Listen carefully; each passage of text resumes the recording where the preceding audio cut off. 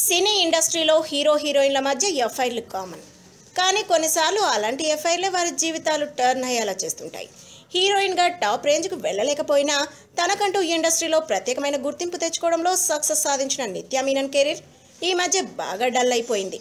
ఆ మాటకొస్తే ఆమెకు తనకు వచ్చే అవకాశాలకు కమిట్ అవ్వడం లేదనే టాక్ కూడా వినిపిస్తోంది.